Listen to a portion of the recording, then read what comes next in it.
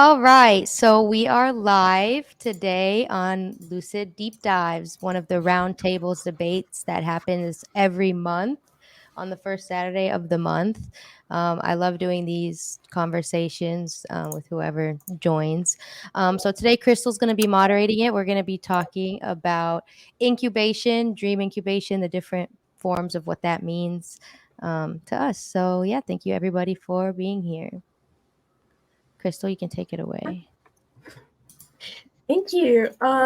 Okay, so today we have the amazing topic of incubation, and this is a very broad term. So we're going to see how we end up breaking it down and what interesting topics we get into and discussions. This is the fourth roundtable of the Lucid Deep Dives. The others are available on the Lucid Dreaming Initiative official YouTube channel. And so please do subscribe over there and watch the past ones on many interesting topics. But for now, we can just jump right in. So first of all, we can start with, how do you define incubation? Amina, you can go ahead if you want to. Yeah, sure. So basically, as we know, the word incubation, in a non-dream related sense is, developing something from a small age to let it grow and flourish. So essentially, in a dream terminology, it means to either direct the type of dream content you want to have through different ways, such as like auto suggestion and programming your subconscious to, by exposing yourself to certain things that'll make you dream about certain content, whether that's lucid or not. You can also incubate a lucid dream. So basically plant the seed in your brain to become lucid. And then there's another side of the definition as well, which we'll get into, about incubating things within the dream. So when you're lucid, creating things, making things appear, which essentially is related to dream control. So I think there's levels to this definition and what it means in regards to dreaming. That's great, thank you. Does anyone have anything to add to that in response? Sure. So when I think about it, I think about kind of creating a dream in waking life, and with the intention to have that dream when you're sleeping, pretty much. And yeah, I suppose there's a lot of ways to make that happen. And I think I'll get into the ways that I do it, but it's kind of my general view of it is, I want this to happen in a dream, and I'm going to use mental tactics, cognitive techniques in waking life to make it happen. Sweet, thanks. Red, would you like to add something? I mean, that pretty much covers like what I think of it. Like when I think of incubation, I mostly just think of like out of the dream, trying to decide what will happen in a dream or what type of dream you'll have. Like that's all I think of when I hear it. That's cool. So Amina, coming back around to you, do you agree with this definition, or? With which definition? Like creating things that you want to dream about? Essentially, yeah, just what they mentioned about sort of deciding what dream you would like to dream. That's how I simplified it to me. Yeah. Yeah, I agree. I think that's like the basic of the definition, is basically incubating what you want to dream about. So yeah. Sweet, yeah. We tend to, so there are a couple directions we can take this that we were mentioning earlier, where we can talk about how to incubate, or we can talk about how we already do incubate. So how does this definition line up with what I do end up dreaming? Are we defining it as that it has to be a decision for it to be incubation? And if something else ends up in my dream from waking state that I didn't purposefully try to get into my dream, that defines it as not incubated? I can present that question. That's a good question. I think incubation comes with the, like, for me at least, the implication that it's a conscious intentional choice, but it happens naturally anyway. Like you're saying, we're naturally going to dream about things from our waking state, whether it's just, your memory bank, or things we're thinking about, content we consume, especially before bed. It's going to happen. So when we do that intentionally, we're more likely to drive that process into something that we want to dream about. So I think that's where the incubation comes in, is taking something that naturally happens, which is your waking life, manifesting itself into your dream in different ways, and using it to do something specific with your life that you want to incubate for whatever reasons. I mean, people use dream incubations for a lot of different things, which I think we can get into. But yeah, so I think it's the idea of making it intentional is important.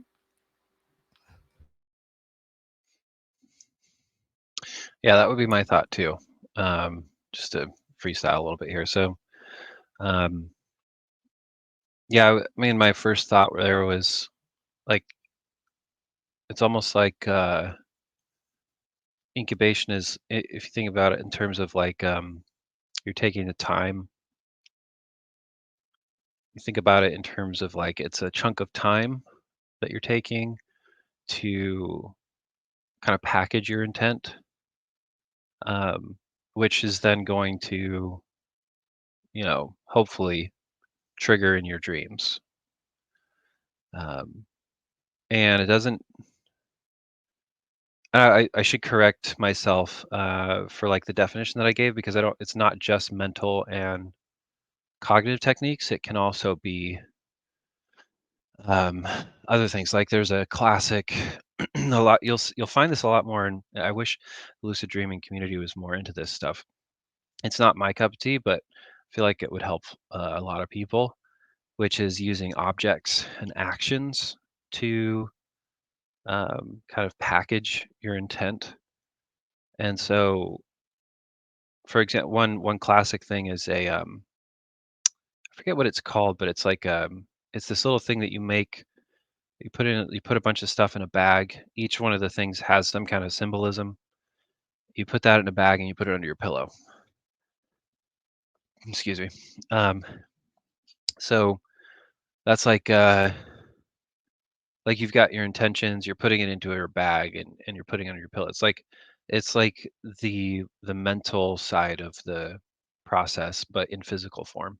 I think that can actually be more effective for some for a lot of people. It's something you'll find more in um, like folk magic or occultism, that sort of stuff. You don't really see that a lot in um, generally speaking, people tend to lean more towards the mental, cognitive stuff.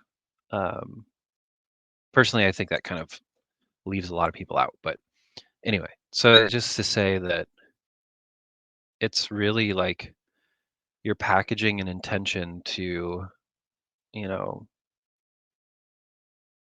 um, the egg meta. I like the egg metaphor for incubation, for it to, you know, it's a word. Why am I blanking on words? So it's, the chick comes out of the egg, hatches. Yeah. So it hatches when you're sleeping, the idea, right? So yeah, but I think intention is, that's that's the first word that came up to me as well. I mean, I do like the thing you said about using a physical thing, because yeah, I haven't heard of that, but yeah, that totally also like affects you mentally. Like, it's kind of like all the intense stuff that people do. Yeah, it's like you think about almost every technique that we talk about is cognitive, mild, totally cognitive. True. Awake back to bed is really popular. That's not necessarily cognitive, but it's very in your head. Whereas I think a lot of people could benefit from using environmental factors like light, sound, smell, or these more complicated things like, I've thought about doing. I know, I think I did this once, but like putting a symbol on your wall or your ceiling. Yeah. I know people have done that, like yeah, broadening things out. I'm always trying to kind of touch other things aside from the cognitive techniques so people are aware.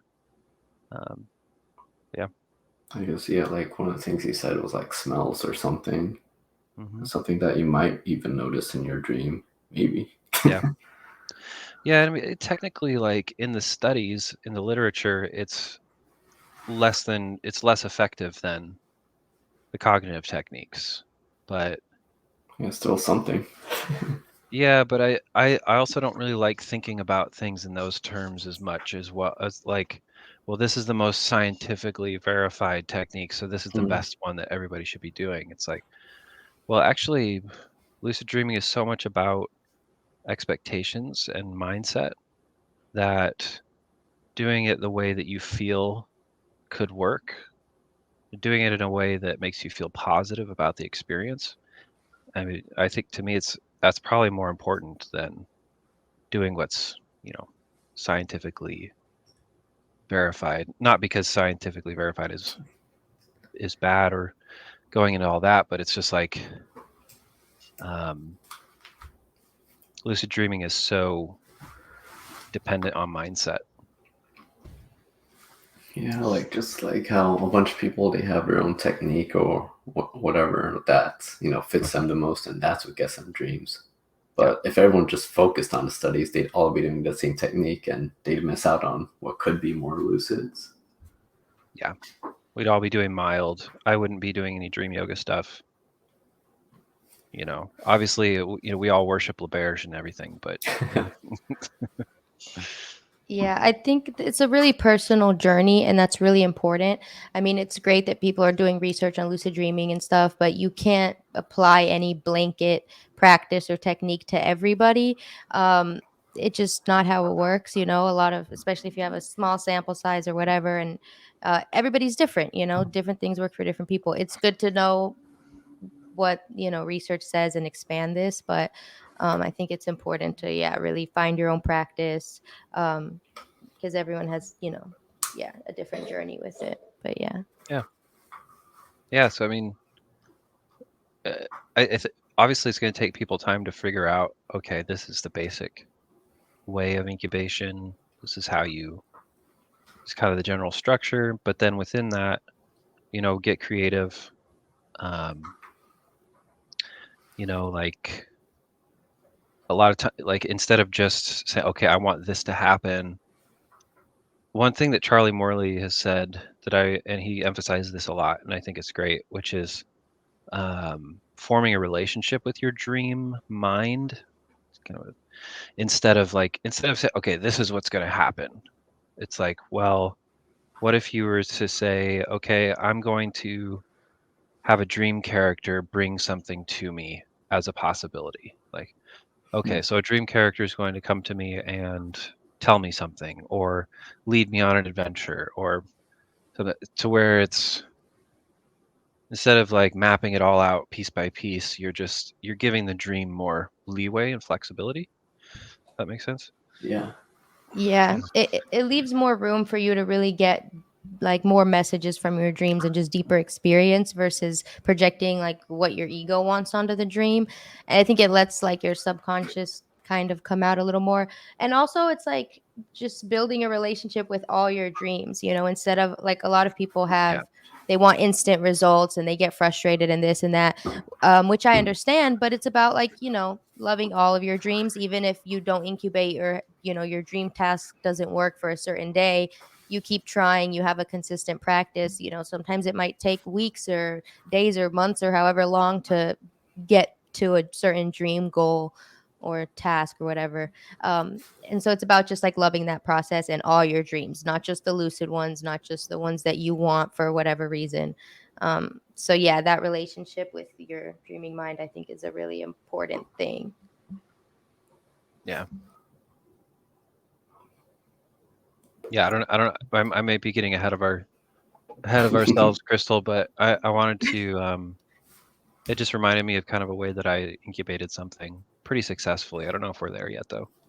No, I think you can go on. I was about to jump in and just reference something cool. that you said, actually, which reminded me, this conversation just now just reminded me of it. What you were saying about how people who lucid dream for goals might actually get more lucid, but Mm-hmm. like less. What was it exactly? I just don't remember the wording. Yeah. So I need to find this again because it was a really helpful survey, I think. It was basically a survey of lucid dreamers, and it was done by a university in Iran.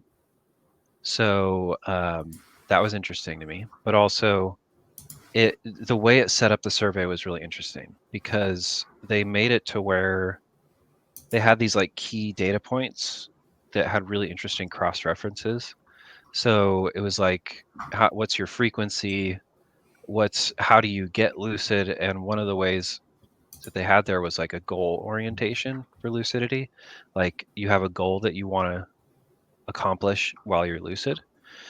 And the interesting thing there was when you look at the cross reference between the data points, the people who had the goal orientation had a higher frequency of lucidity, but a lower length of lucids. So it was interesting because it suggests that being really like focused on a particular goal will get you lucid more often. It'll get you lucid, like it's more effective at getting you lucid. But for whatever reason, it also seems to correlate with lower, like a shorter lucid, right? Interesting. Yeah, from my personal experience, that checks out because, you know, um, I've been lucid dreaming for a long time and I always try things and have goals every once in a while. But I do notice that, like, I don't know, for some reason, I do have shorter dreams when I'm specifically trying to do something. And I think sometimes it's because I just feel rushed or under pressure. And when I just kind of am calm and let the dream kind of naturally unfold and focus on what's in front of me when I'm lucid, I have longer lucid dreams and I can interact with things, on a deeper level, than when I'm trying to control it and do specific things that I have been thinking about. Yeah. But both work. I think I could still, practice it. It's just like a gentle balance. And like, yeah, everybody has that journey of figuring out how to, use your dreams for things you want to, but also balance it out with letting your dreams speak to you as well. So, yeah, definitely like a balance. Yeah. For me, it's like if I'm so focused on a particular goal, and I think goal focus can be really helpful. So I'm not downplaying that at all, but if I'm really focused on a particular goal, then once I'm done with it, then it's like everything builds up to that moment that I accomplished the goal. And then once it's done, the energy is just kind of like there's like an empty space, and usually I'll wake up. So, like, and I don't think that's bad necessarily. It's just that if you want to kind of transition, because a lot of people have struggle transitioning from shorter lucids to longer lucids. So I actually think incubation can be really helpful with that because instead of having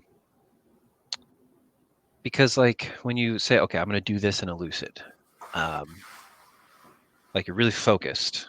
Whereas like with incubation, you might have a little more flexibility. And like, for example, this wasn't what I was going to say, but like I'll have kind of sparks of inspiration, I guess, and I'll be like, okay, I want to have this kind of dream. And usually when I do that, it works. I never know what I'm going to get though. And for me, that works the best. Not knowing what I'm going to get works the best for me. It seems like, and I think for me, when I expect something to happen, I have a lot of self-doubt and it'll kind of undermine my intention. So it seems like when I have a more vague intention, there's less questioning. Like, what is there to question? I say, I want to have an epic dream. Like, well, like, what is there to question? Um, but yeah, so like I was like, okay, I'm gonna have an epic dream, and then that night I had a really amazing lucid dream. And it was almost like, I've been doing this for a while, so I wouldn't expect everybody just to be able to do this, but it was almost like once that actually happened, when it happened in the dream, I was like, oh yeah, I wanted this to happen, and then I was lucid. So I didn't even incubate lucidity. It was just like my awareness that the thing happened that I wanted to happen made me lucid. Now, this is interesting to me too, because to my understanding, that is kind of the basis of some of the strange forms of bild, BILD, which exists out there, occasionally incubated, I think. I think that technique's pretty weird. I mean, we don't have to really get into it, but the idea, the concept itself of trying to incubate like a specific place or something, which then you get lucid off of, I think it's a bit weird, but the concept itself can be used like when it's made more general and less specific. Because again, you know, this idea of like what you were just saying about when you make things specific, it then like makes it harder for things to work and happen, which I agree with. I think in my specific case too, I think that it's kind of the case with you know, these things tie together, don't they? Like control as well. You know, when you're incredibly specific with the control, in my case, maybe, then it sometimes doesn't work too much. But like when you sort of have just like a basic idea and then you sort of let things take their course, it ends up being a lot more natural and nicer. At least in my case with control as well. And with incubation, I find that sometimes I have incubated things like I just got reminded of something. I have incubated some things before, but like not with too much intention put on them. Sometimes it feels like trying too much can sometimes sort of be a drawback, but I'm not quite sure. I think that I heard this somewhere too, and I don't know who said it or where or when. It feels like a long time ago. Maybe it wasn't. That when people try to dream about a specific thing, apparently, they have fewer results of dreaming of that thing than if they try not to dream of that thing. Who said that and where? I don't remember. But I think it's an interesting idea if you try not to dream about something. So that it's like this strange sort of psychological switch around, maybe. I don't know. Yeah, so there's a thing called sigils, and it's using a symbol to incubate an intention, basically, or set an intention. And part of the technique there is once you've set your intention with this symbol, then you basically intentionally forget about it.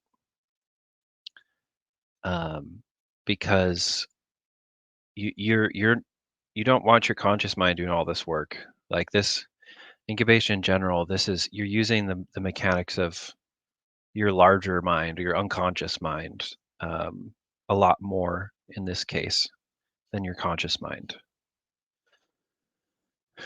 I think that's probably where that relationship stuff comes in, because you kind of have to figure out how that works before you can incubate correctly and effectively, which is, you know.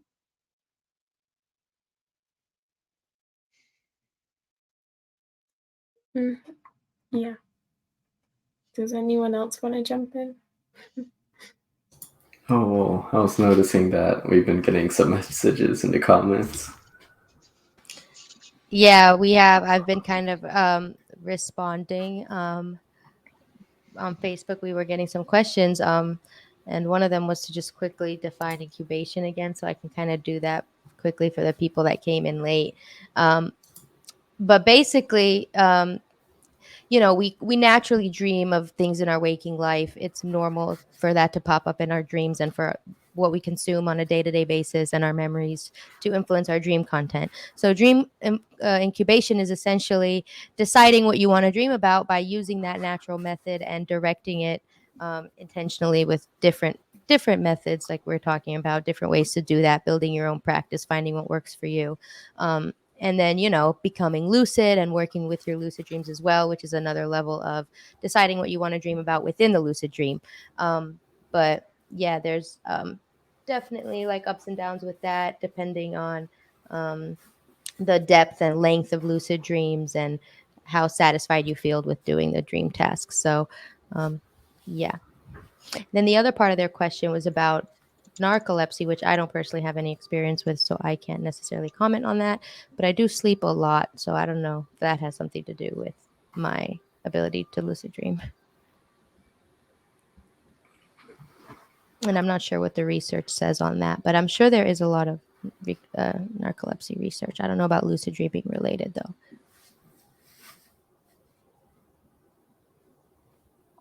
Yeah, there's some, Personally, but yeah. Go on. not some I've read recently. Sorry.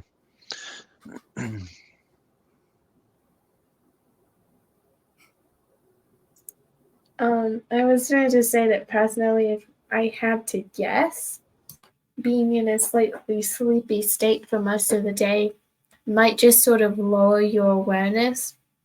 But that is literally just my incredibly surface level guess as to how that could have any effect or correlation.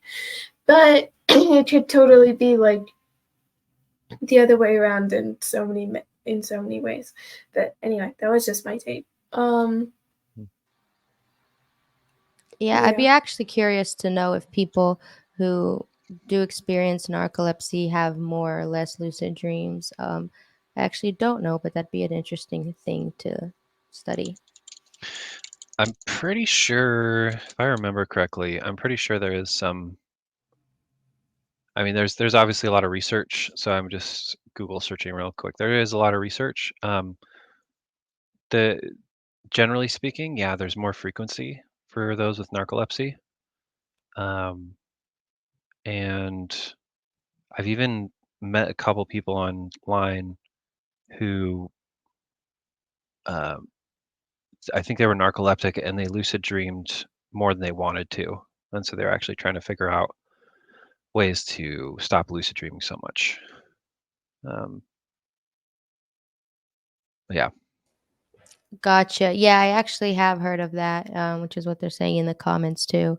And yeah, that makes sense. And it's interesting that you say that, because a lot of people do want to incubate peaceful, dreamless, restless, dreamless, just restful sleep, because they do get very consciously exhausted from being lucid all the time, which we also see with what we call omni, essentially people that are like lucid in every dream.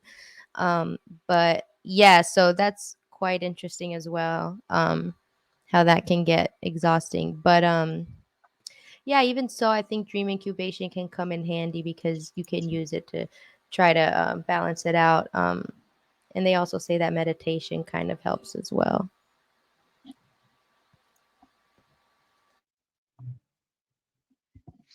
Yeah, I think that's one of those, narcolepsy is one of those things where I mean, the people that probably I've talked to about it probably already saw a healthcare professional. Obviously, that's like going to be something somebody would need to do. I think people I've talked to are kind of searching for solutions. It's tough to provide solutions because you're not always there with lucid dreaming. It rarely is something going to work for two people the same way, and so it's difficult to say, oh yeah, just do this thing and you'll get this result. So yeah, I guess there's stuff you can try. But yeah, I think Joe is asking about the ease of getting into a lucid state has slipped out of their grasp, and I can relate to that quite a bit because I lucid dreamed pretty much effortlessly when I was a kid, and then stopped for a while, came back to it, and when I came back to it, I had to relearn everything.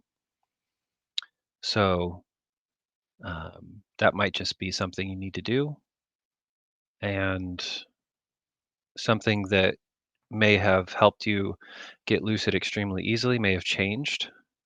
We oftentimes psychologically change without realizing it until, a long time down the road. So at that point, I would start experimenting with lucid dreaming techniques and exercises. Yeah, that's true. I mean, me too. It changes over time as our life changes. Our dreams kind of evolve with that, and so I think it's always like it has ebbs and flows. With our practice and how involved we are and how lucid we get. And I think that's normal to go through these periods. But I think even so, there's a way to reincorporate it back into your life and you know, um, just kind of incubate lucidity back into your dreams in general. So, yeah, it's an interesting journey, and it kind of goes back to just the overall dream work journey. Yeah, that word dream work. That's what a lot of people use kind of in place of incubation.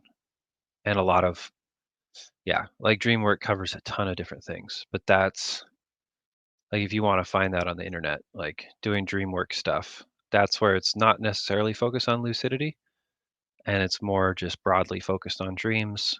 And they're literally people are making up new ways to do dream work every day. So, yeah, no limits. Yeah, definitely. And there's so many different ways. Somebody commented on Instagram and said that they take short naps during the day, and that's like just another way. Depending on everyone has different sleep cycles and schedules and that. So it's like, um, whatever your dream work practice is like. I think there's no right or wrong. I mean, um, just because one study said that one technique was more effective to that, particular experiment or whatever, we can know what helps people on a general scale, but, you shouldn't take that as just facts or anything. Like, I always encourage people to experiment things for themselves and try things for themselves before they just decide off of what they read, which is good to have resources, of course, but yeah, it's all about personal trial and error. And I think that's just with anything dream work related. So yeah. Yep. Another question. I know this may or may not be incubation related, but I thought it was interesting that Joe commented if we've ever had lucid dreams where you are in another person's body, confirmed by reflections. And I always thought this was interesting, like when it came to dream characters, because I mean, I mostly dream as myself, but there are dreams where I'm another point of view or another avatar or dream body, so to speak. Definitely happens. And sometimes it's a completely different just reality where I'm not even conscious of my current identity. Um, so it's interesting how we can have different dream points of view. And sometimes when you're lucid or whatever, I'll look in the mirror and I'll be like a different person, which is kind of weird. But yeah, it definitely happens. And it's a fun thing to play around with when you get into like dream control and shape shifting and things like that. Yeah, it reminds me of I was looking in a mirror in my bathroom in a lucid dream, and I was just like looking and then looking away, and I was just like taking my beard on and off. Like I was looking at the mirror, it's on, looking away, looking back, it's off. It's that could actually be an I should interesting try that. yeah, it could be an interesting just to like practice dream control because I'm familiar with both of those looks. I don't have to really think about what it looks like. So I've seen myself in the mirror so many times. Um, but yeah, there you go. There's a little nugget for everybody to try dream control.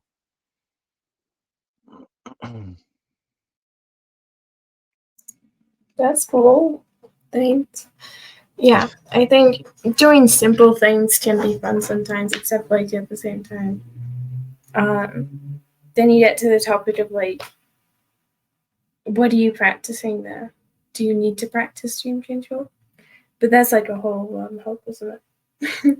I think it would just be confidence based, wouldn't it? That's what you're getting. Right. I Well, think yeah, I agree with that. yeah. I mean, and that's like when I was talking about, oh, I'm just gonna have an epic dream. I didn't really put any thought into it. I didn't try to get to a certain state of mind I didn't. There wasn't like, okay, now I'm satisfied with what I've done. I think it'll happen. There was none of that. It's just I know myself well enough to know what kind of intention I need to set to get results. And so once I hit that spot, it produces that confidence, and then that confidence becomes so much more effective. Because once you have confidence, you don't even have to think about it. It's just it's going to happen. So I guess that's another aspect of incubation. But for me, like I was going to share this earlier, one of the first times I felt like I started to understand incubation was there was a particular question I had about lucid dreams, and I wanted to find out from a guide. Like I'm big into like learning about lucid dreaming from dream characters and things in the dream. I think that our mind has a lot of capacities that we don't really it's hard to imagine that it's possible. But I think a lot of these things are in our minds. So I like learning. Like I learned how to lucid dream from a lot of what I learned was from a lucid dreaming guide in my lucid dreams. So it's like, how did, as a 7 or 8 year old or 9 year old, like how did I have a dream character that knew more about lucid dreaming than I did and taught me how to do things? Like that's so odd. And so I wanted to, there was this kind of spark of inspiration. It was like, I realized that if I could just manipulate my emotions well enough, I could believe and have the confidence to get lucid, and I could be lucid every night. And so I incubated, set an intention basically every night. I didn't do like a lot of visualization or anything like that. I was just setting my intention. And I did that for about a month every night. It took about a month before, I finally had the dream. And so, yeah, and that's even, I was an experienced lucid dreamer at that point. So if you have a specific idea in mind, it's probably just a matter of time. If you're able to remain consistent, yeah, I mean, it could take up to a month or more of just daily setting that intention.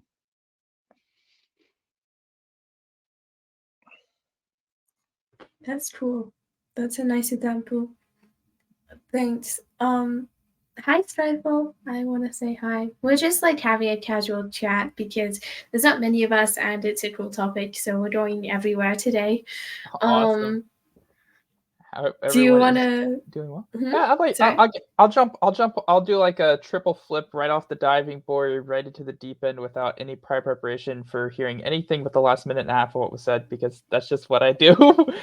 Anyway, I hope everyone's having a good night. Welcome to the deep. Thank you so much. But yeah, I found I haven't really usually intentionally tried to incubate specific concepts, but of course, like the underlying thing is whatever we think about a lot tends to show up in our dreams. And so I find myself dreaming about the things that if I'm dwelling on something or thinking a lot about something, I dream about it in one way or another. Watching Star Trek Voyager, I've had so many Star Trek dreams lately. It's ridiculous. I just had Chakotay, the first officer from that ship, in one of my dreams last night, where they were crash landed on a planet, and there was a whole bunch of them getting assimilated by the Borg. And so just thinking about things a lot, thinking about Star Trek has me dreaming about it, and thinking about specific characters and people has me dreaming about them. And so it tends to happen a lot. As far as like a dream character knowing more about lucid dreaming than me, again, that comes down to kind of like the expectations of what you think will happen. The emotions are a big part of it. Controlling emotions, self-control, understanding yourself and what you believe, what you're thinking, how you're kind of associating things with each other. Really big. I've always been the advocate that dream control is ultimately self-control, controlling what you think about, controlling what you believe, how you're associating things, your emotional responses, what you're expecting to happen. It's ultimately self-control at the end of the day. And yeah, I hope everyone is having a good evening so far. I'm glad I could actually pop in for a bit.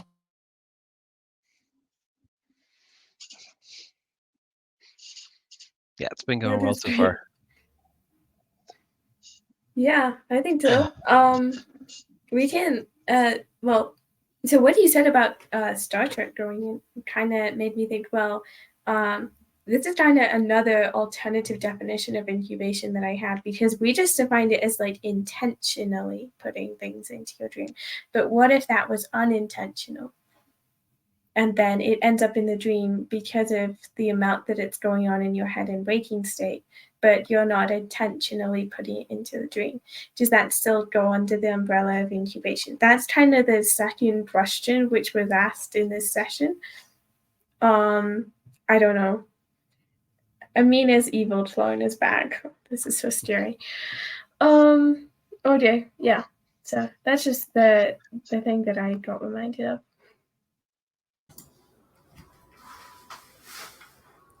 And I do want to comment on the dream incubation and like having shorter dreams. Skyfall. Sorry guys, I had to switch to my other mic, but yeah, this has been interesting. And I like what you all said about confidence. I think it's important to note that confidence is such a big part of like dream incubation and lucid dreaming too. Like being confident in what you're trying to, achieve in the dream, or just really in general being confident in yourself and in your dreams and in your recall ability and all that stuff. It plays a big role, like what we tell ourselves about our skill set and about our practice. So yeah, I just think that's important to say. And I like this quote too about dream control. That's like, wimpy requests get wimpy results. And I've kind of noticed that's true for me. Like when I'm like, oh, I don't know if I could do this, I don't know if I could fly or whatever, then I kind of have like a harder time controlling my dream. But then when I'm like confident and comfortable with it, it's just kind of smoother and easier. But yeah.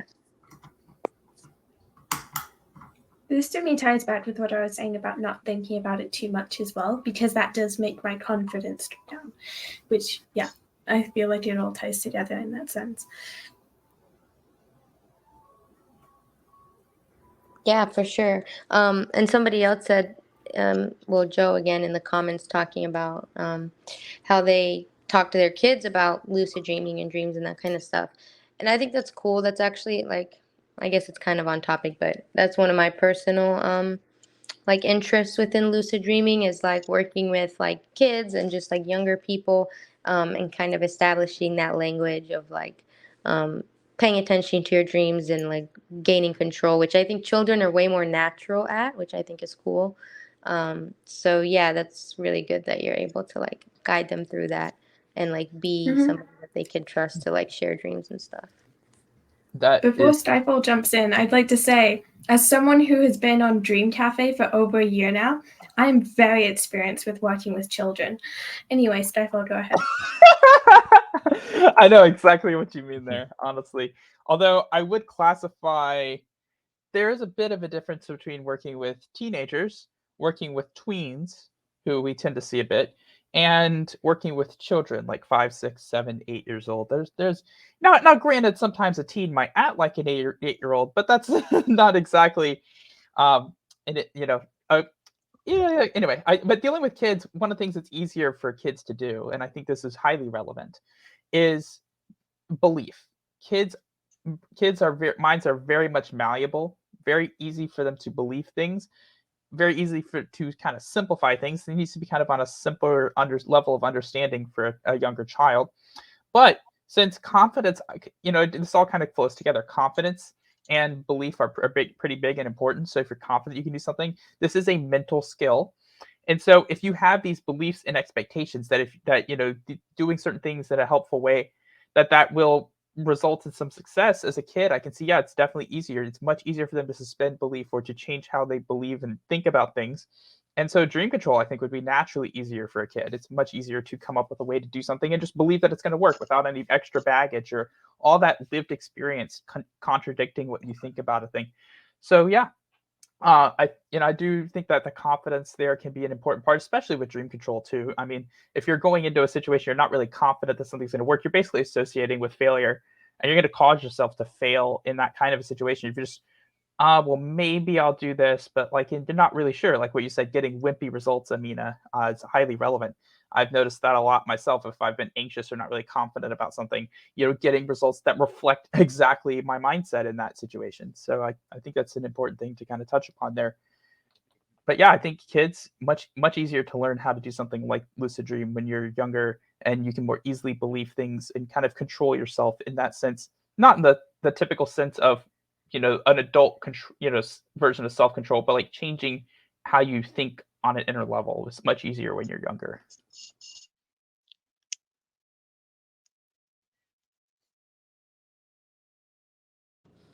Yeah, I agree. And I love that Crystal has a experience and interest in this too.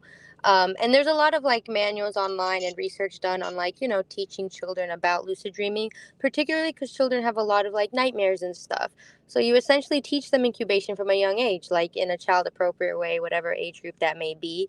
But there's a use for it at every phase of life, like, confront the monster in your sleep and, talk to them or ask them with whatever, show them love, whatever, transform the dream into something more pleasant. And kids have a lot of really good results with this. So I think it's like a timeless thing. And I love that new generations are more open minded to this kind of stuff and talking to kids about their dreams. Because I didn't personally have that. But like, as we know, like as people in the lucid dreaming community, like having that conversation and community makes a big difference for like feeling confident in your dreams and feeling like you have a space to share without feeling crazy. So yeah, I think it's all related and super important. Yeah. So just to clarify about the joke that I made, Dream Cafe doesn't technically have children that much. I mean, like it does. It does, but like not that much. Just mostly tweens and teens. But what I do observe is that generally from my non-Dream Cafe experience and also just talking to people who are older now, it's true that with children, they tend to have like good minds for sort of setting up fundamentals for lucidity. Fundamentals for lucidity, that's like the most controversial phrase ever, but anyway. And so I think that like mostly working with teens in Dream Cafe, I have to say, well, most people sort of just don't really have the attention span for it, but like that's a whole different like idea, because like if we just assume that everyone sort of does have some interest in it and start from there, I think that literally people's minds are sort of more bendable early on. But like that doesn't mean that at the same time when you get like to an older age, you also sort of gain more critical thinking and this, all of these natural changes, which can make things a lot easier as well. So I feel like almost that the technique that the sort of basic idea of a technique that you would present to different ages needs to be different. That's my only understanding of it. But that's just sort of what I get from it, but I don't really know. So I have a question for that. I think there's some assumptions here that might not be totally solid, because the highest frequency of lucid dreaming for people's age is teen years, where like that's after your mind is creating a sense of individuality, more more boundaries, and it's mostly because of nightmares. And if you listen to people that are talking about it that got lucid when they were kids, it's because of nightmares. And yeah, so I would not really agree that kids would be able to control their dreams more. Although it sounds like you're talking almost more about natural lucidity versus. Are you talking about studies where they were specifically trying to teach kids without any comorbidities about lucid dreaming? In this case, you're talking about natural No. lucidity. It sounds like with nightmares, I think of in any age is probably the most dominant or predominant factor in natural lucidity for most people who have that. But are you just talking about anything like intentionally trying to teach young kids lucidity, or just nightmares and natural I lucidity? mean, in terms of teaching kids lucidity, I haven't seen anything about that. I And in the communities I've been in, barely anybody. I don't think I know anybody that had a consistent lucid dreaming practice, or whatever you want to call it, experience as kids. I've heard a lot of most naturals that I've talked to online started in their teen years. And so it's a little bit different conversation than controlling. I think it's a little bit of a leap to assume that kids would control dreams better, because they have less developed, strictures on reality. Well, let's think about it this way. So say you're a kid and you believe in magic, you believe in Santa Claus, for example, you believe in the mythical and kind of like the innocence of youth.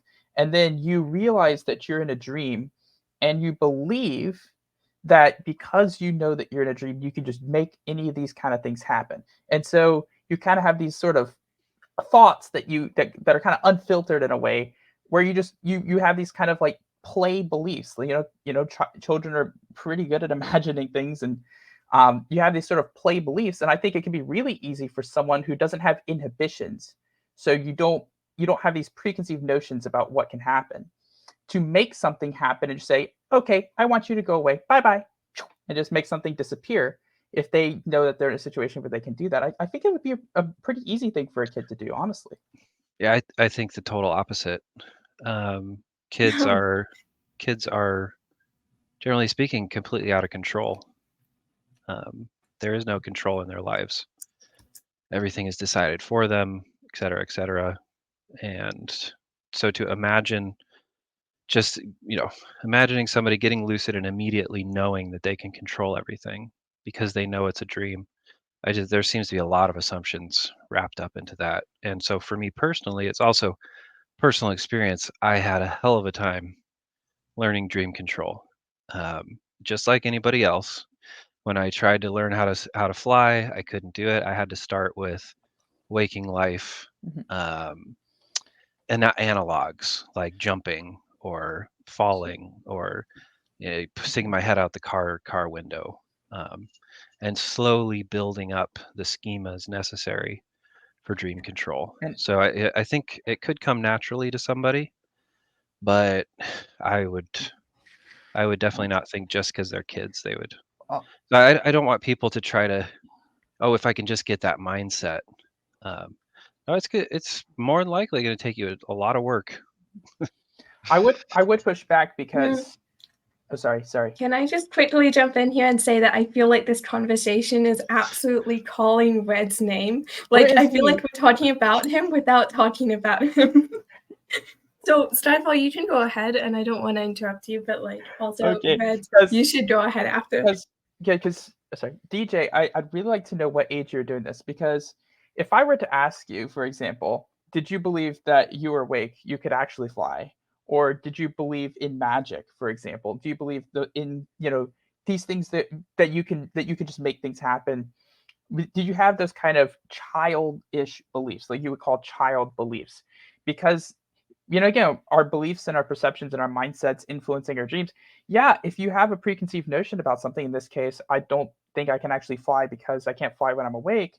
Yeah, that can be pretty hard to overcome at times, but that's not what I'm arguing for. I'm talking about someone who doesn't have preconceived notions. And yes, for a young child, self-control in the adult sense is not an easy thing for them to do. They don't have inhibitions. Again, they don't have these sort of boundaries and barriers, and they do have a lot of things decided for them, but there are things that they don't have decided for them. For example, how they play. I was a young kid. I remember being a young kid in elementary school. It might be decided when I can play and maybe what I can play with, but not how. You're free to come up with your own imagination to do things, and in that kind of realm of possibility, you have your wants and desires, in this case in a dream state, and you don't have to fully break it down philosophically, like the ontology of a dream, where I know that I'm in a dream fully. Like, you can have dream control without being lucid. It could be as much as I want something to happen and it does. That's dream control. You making a decision, I want this thing to happen, and it happens. You may not even know that you're in a dream, and you can still have dream control. And I think that can come pretty naturally to a kid. But in this case, we're talking about teaching kids some basic concepts, like, when you are dreaming, you can know it's a dream, or when you are dreaming, you can make things happen, like even on a really basic level. And again, I would like to see, if anyone has ever considered doing studies on this, because it would be kind of cool to see. And this is, I think, completely divorced in a sense from natural lucidity, because natural lucidity is in itself its own thing. So that's kind of where I want to push back on that a little bit. Yeah, before Red takes out, I would just say I think it's totally irrelevant whether or not kids can get lucid and have great dream control in terms of like how a teenager or an adult's brain works. I don't, and I also think it's just a false assumption. So that's where I stand. But I know that Red has some thoughts on something. Yeah, like with me, like I do believe a kid will learn a lot faster. Like, yeah, the whole thing said about, they have less experience, so, they're not gonna expect stuff to go wrong like we could have, with all our experience in life. But also just, they're kids, so, just like learning languages fast, they can learn Lucidity and anything else real fast. And yeah. Red, like when did you I don't remember if you're like a natural or not, or when you learned and all that. Maybe that would help. Well, I mean, for me, like I never, like I always was lucid, but I did learn control on my own. Like I was just told you can fly. I tried it out, and then everything else was just on my own. Yeah, for me, so I was having natural lucid dreams pretty young, like 6, 7, 8, around that time. And it was as a result of nightmares, as you guys were saying earlier. And I didn't really have anybody guiding me. Had I had somebody like I would, if I, like teaching me about lucid dreams and dream control, I probably would have learned much earlier. But I think in my teen years, I did get better at dream control as I realized that there were things I wanted to use my dreams for, and I realized I could go deeper with it. And, I got access to the internet and that kind of stuff. And I think the development of our brains has a big role on that. Like the more our frontal lobe develops as we get closer to 25, I do think that like 15 to 25 age range is really good for like expanding on these lucid skills. But regardless, I still stand on the belief that children, like you said earlier, and some people have touched on, children can, learn these types of things really easily, specifically lucidity, but also dream control.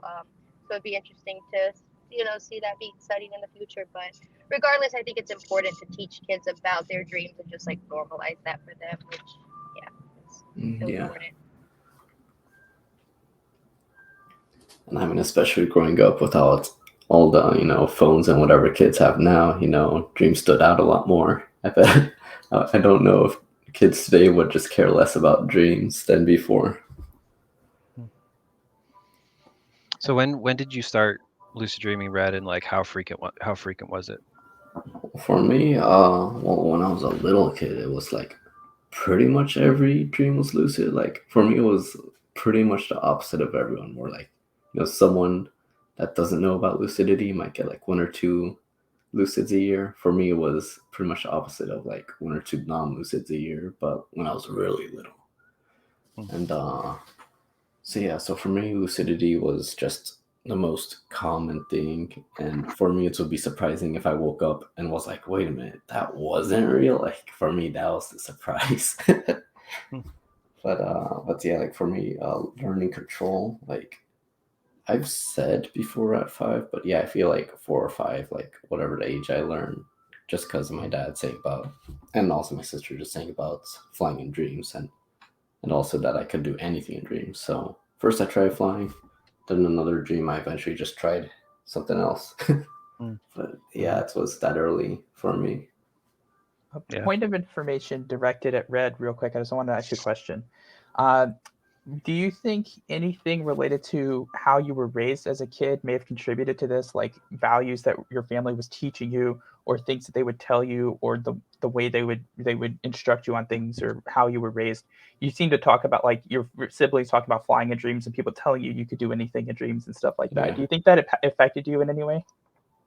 I mean, hearing about that got me to try out dream control, and I honestly think like if I never got to trying dream control, I wouldn't be surprised if like over the years I would eventually stop being lucid as frequent. Like I wouldn't be surprised if that would have happened, but of trying out dream control, then I was more remembering my dreams, caring about them, instead of just, eventually forgetting them as, I went on in school and, had other stuff to actually care about. So I do feel like if it wasn't for that, I'd have easily lost my ability to get lucid. Or at least as frequent. I think one of the big things that got me frequent when I was a kid was like experiencing the dreams again during the day. And then like especially my pre-sleep, the way I would get into dreams. So I think I got into it a little different than pretty much anybody I've heard about. Although Red, I think I may have heard this story before and I just forgot it because I don't think maybe you and I don't recall anybody else who like had frequent lucid dreams when they were a kid. Maybe Amina did as well. I think that's like extremely rare. And for me, it was based on like nightmares and night terrors and forcing myself to stay awake and having a lot of sleep paralysis and kind of transitioning from sleep paralysis into lucid sleep and lucid dreams. So I definitely came at it from a different angle. That's for sure. Yeah. Yeah, that feels more out of necessity than just, trying out something fun. Yeah, it was necessity. It just kind of happened. So, Yeah, different angles, but I guess it just happened for both of us. yeah. I mean, I wasn't really told anything about dreams. I was raised a Christian, so I knew stories, but dreams were something that you were given from God, and anything else was to be ignored. And so for a long time in Christian circles, that was the kind of the basic teaching was if you get some dreams God will give you, but most of the dreams it's going to be bad and you should ignore it. And the devil will also try to get you through your dreams. So that's what my mother taught me was that my nightmares and night terrors were attacks from the devil. So I was lucid dreaming helped me overcome that, and control was like, it's a funny thing because control was not at all. It's not even the point. It's like when I finally realized how to control things, I wasn't controlling something. I was letting go and being more connected with the nature of the dream and how the dream worked. And then in that way I could influence the dream rather than like a lot of when people talk about control, I want this particular thing to happen and I'm going to overwhelm it with my willpower. And so I learned control a lot differently and then relearned it later on. So how does control work with letting go? Because the dream is in control. Like you're not in control, the dream is in control. Yeah. And it always is, always has been. And so for me to try to change the dream, I'm not changing, like it's kind of that concept of and I think Skyfall referenced it a little bit in the Matrix. You didn't reference the Matrix, but you're changing yourself is what he said. So, and in the Matrix, it's like you have to come to the realization that it's not the spoon changing, it's you.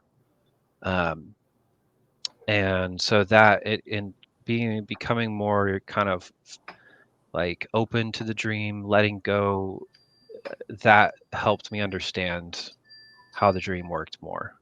And then that kind of opened up more of the dream control. It's a long story. Like I was getting stuck in lucid nightmares and I couldn't even wake up. And I was just like getting tortured every night. So eventually I just wanted to die, like literally die. And so I had like this letting go experience. And then when that happened, it just totally changed everything for me. So yeah, and that was just kind of like a stripping away of all of my preconceptions and ideas about the dream and what I was expecting, especially what I expected to happen. Yeah. Honestly, The Matrix is such a good allegory for dream control. I love that the fall scene where he's teaching him to try to jump, and it is just your confidence, your belief, your associations, your expectation that you will succeed doing it. And like Neo's whole transformation into the One is literally him believing that he can. It's beautiful because it's such a good allegory for just how dream control works that honestly, I think it's the best fictional representation of dream control in existence that I know of. So yeah, I really love that. At the end of the day, self-control is ultimately, it's not, you're changing the dream by changing yourself. You change, basically you're just changing how you react and respond to things. Even small ways can have some really profound impacts. Just thinking about how you respond in a situation can really change something from being a stressful nightmare situation to something completely different. So that's a really amazing thing with dream control. Like, I do find that funny, like how good the Matrix is. Because yeah, when I was told about being able to do anything in dreams, that was like the example that my dad gave. And well, he told me about the movie, I was too little to watch it, but yeah, that was the example I got. What's funny? My mom never told me this, but my cousin would have nightmares, and she told my cousin, "Well, before you go to sleep, just imagine a field of flowers, a beautiful meadow of flowers, and then you'll be okay." And the kid believed it, and they did that, and it worked. Just poof, it worked. Yeah. Um, I guess that falls into kids like very easily learning stuff. Yeah, like if you have an authority figure that's telling you something, I think this is why some of the studies have such high success rates, because they're in a lab and they're being told by an authority. There's a lot of placebo going on there. But if you can figure out how to placebo yourself, that's it's like an unlock code. Guys, before we all continue real quick, I just wanted to let y'all know that my time with you has come to an end, and so I'm going to bow out. Thank you, guys. I've enjoyed the little discussions that we've had so far, and I hope you all have a good evening. Yeah. Thank you Thanks for stopping by. Have a good evening. Bye, Skyfall.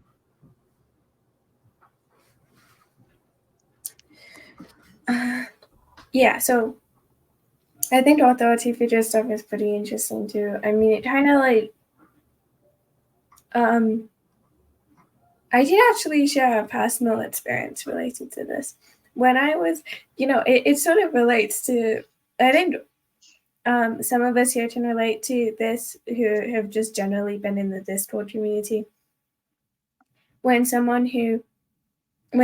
new person joins the community with, let's just say that they start from a blank sheet. Let's not even say that they've been fed misinformation, which usually is the case. You can then be like, okay, this is going to work in your dreams, and this is how this works, and this technique works, and that technique works.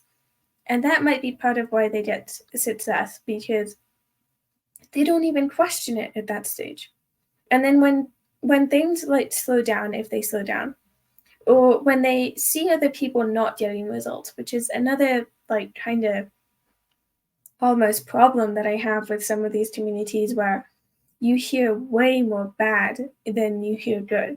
Like, people don't usually go into a Discord server and be like, yo, I just like had an amazing experience. I tried this for control and it worked. You usually hear, I tried to control and it didn't work. And this has an effect on people as well. But to get back on topic, to get back to that topic, it's like when someone who is like knowledgeable is telling you something, it tends to go in. And an example is when I just joined the community, or a bit after maybe, I had trouble with like I was fed like reality check this, that, put your finger through your palm. And it wasn't really working for me because I wasn't being critical enough, or maybe I was a bit, but like not enough. So someone told me, they gave me the analogy of just like, be a detective or something, that kind of idea behind criticality. And I guess I sort of saw it as an authority sort of voice speaking to me, almost like in a good sense, I guess. Probably because they were like a moderator on Dream Cafe or something, I don't know. But it worked. And like, then later on, when you start having doubts and you start questioning things and you start seeing things differently from experience, that's when things sometimes go downhill.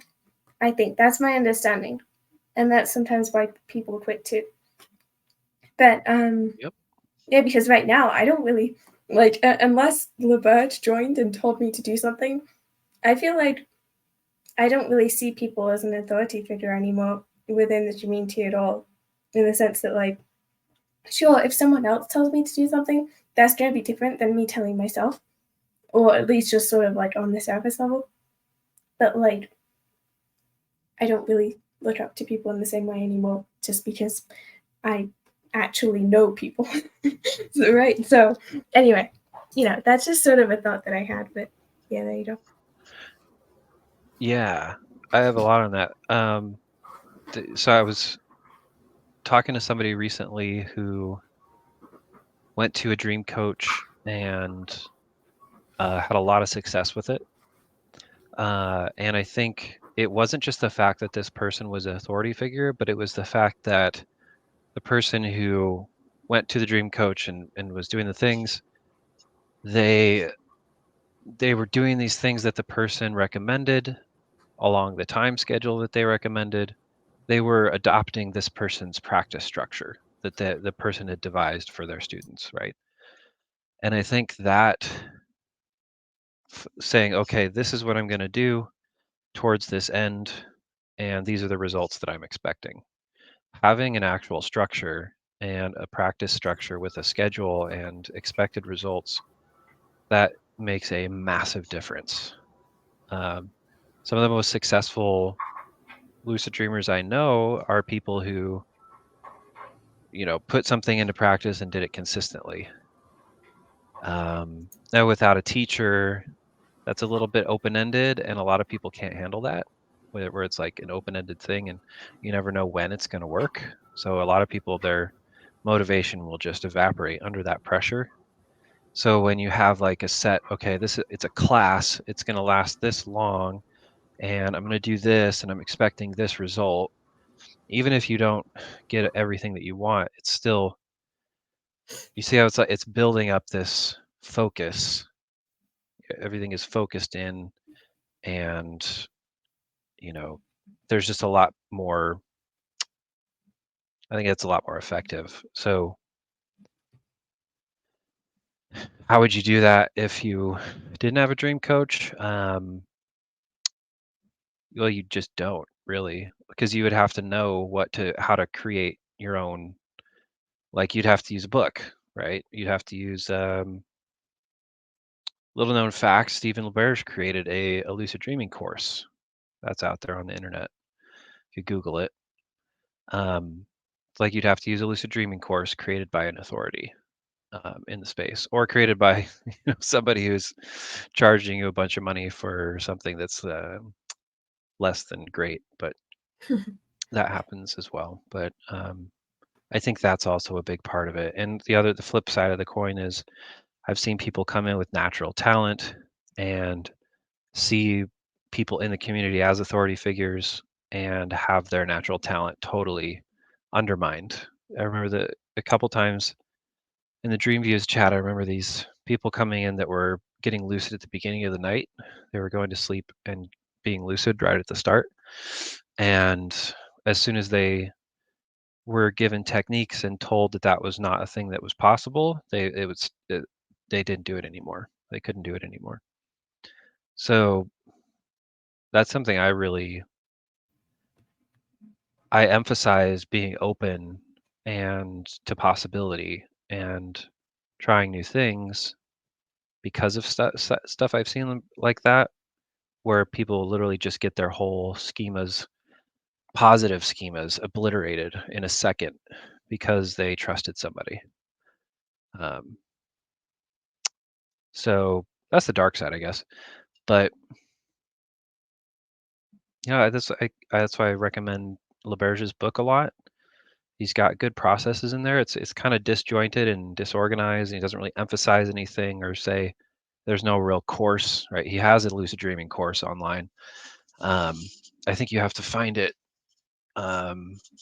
it's not actually like for sale or anything. I think you have to just archive.org or something like that. And it uses his mask, but you can do it without the mask. But anyway, point being, like, yeah, what do you do? How do you have that kind of confidence without the placebo of having an authority figure? How do you even do that?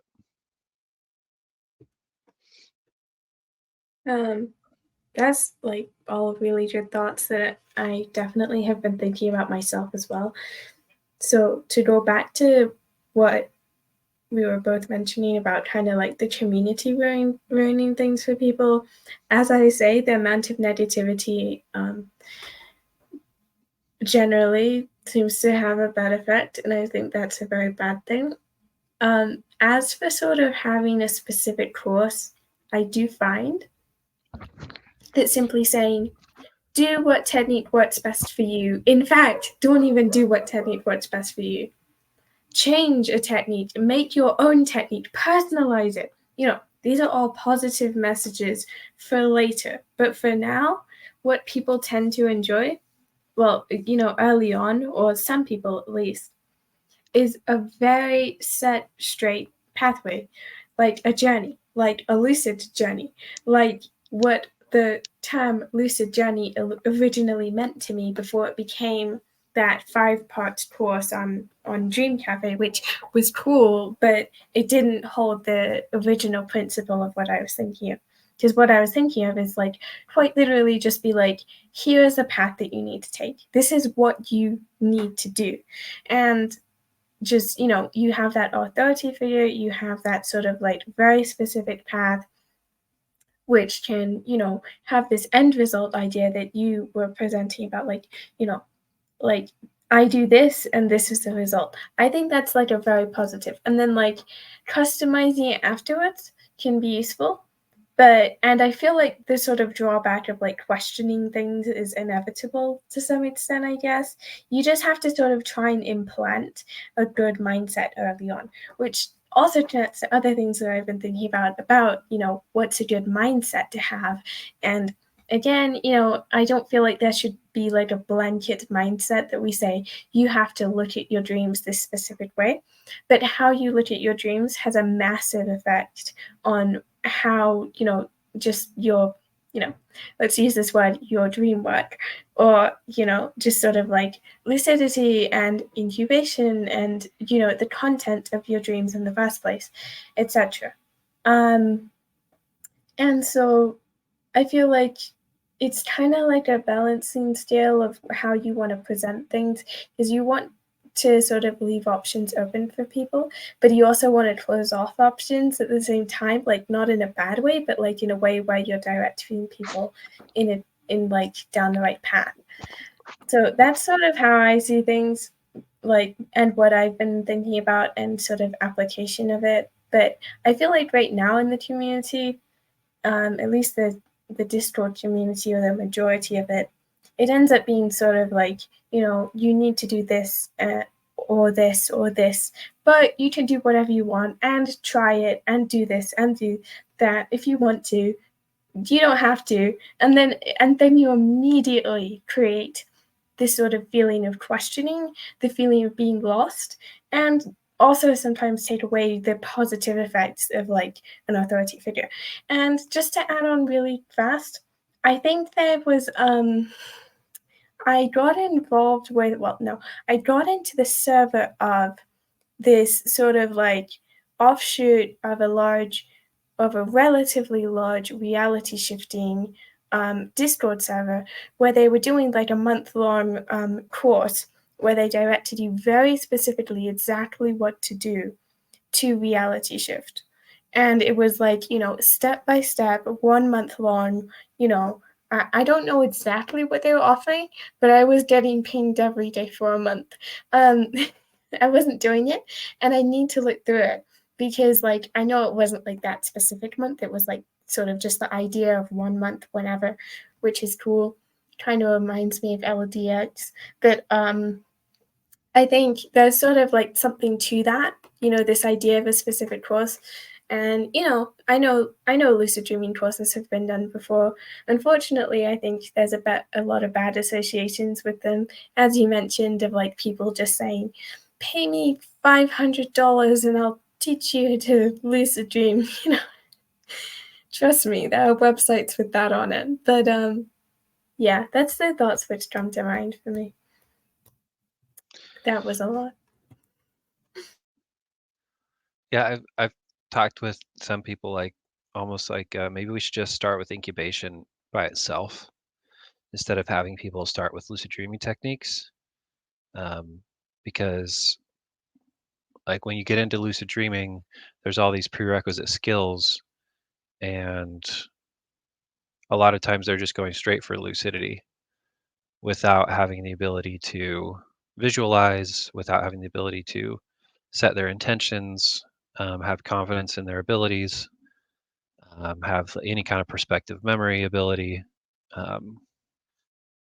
So, I mean, like, honestly, for any new beginner, starting with incubation is probably a good idea. Like a dream journal, incubation, and reality checks, rather than trying to go straight for lucidity. And I think a lot of people who do end up getting lucidity end up getting short, low quality lucids for a while. And they're going, but I mean, they want to control their dreams. They want to have the dreams that they want to have, right? And it's like, yeah, but your goal for lucidity is actually might be getting in the way of having the dreams that you want to have. You might be better off just incubating. If your goal is to control your dreams, I want to have this particular kind of dream, then you might just be better off doing incubation. I really like what you're getting at here, because sort of the idea of putting way less focus on lucidity in general is something which I've sort of been playing around with, and other people in LDD have too. So sort of first it was just the idea of like, let's put focus on dreams instead of focus on lucidity, because focus on lucidity immediately tends to give people a bad mindset of not sort of enjoying their dreams, because lucidity is essentially like, lucid dreaming work is a work of dreams essentially, and if you're not happy with your dreams, then you probably won't go far. Sorry, you probably won't go far with dream work, because like, you're going to be upset every time that you don't get a lucid dream, as in you won't be good with lucid dream work. But so that's an idea that I was thinking about, how do we entirely shift the perspective and mindset of like people we're reaching out to. So that's something which has been floating around mostly within most recently what I'm involved in with LDD stuff, like within the group of people we have on this stuff. And then so someone presented the idea of like, let's not even I really like this idea, like we need to explore it more, just putting it out there, like let's not even make it like a thing about dreams inherently, like to show it to people, but like let's make it about sleep, because people are thinking more about sleep than dreams. And then if we make dreams about sleep, and then we can add lucid dreaming like almost optionally, I think that's kind of a cool way to look at it, because I feel like, again, moving back to what I was saying about mindset and the importance of mindset, I think mindset is way looked over. Like if you feel like you're fighting your dreams, or like your dreams are fighting you, you're not going to go very far. So your first step needs to always be to learn to love your dreams. So how do we start presenting this idea to people instead of what I see like constantly in the Discord community, which is just like, I need to lucid dream. How do I lucid dream? I want to control my dreams. I want to do this and this and this. I want to lucid dream to fly. I want to lucid dream to fight a dragon. I want to fly on a dragon. It goes on. But like, why are we thinking about these things when we can also learn to appreciate the dreams that we do have, and then we'll maybe have a better time at also getting to these goals as well. And this kind of ties in slightly as well to what we were saying earlier about not trying too hard and stuff to do with goals as well. Because, like, if you're sort of trying hard for a specific goal, you'll probably be leaving behind other parts of your practice and just sort of appreciating the dreams that you do have. So anyway, that kind of went on, but yeah.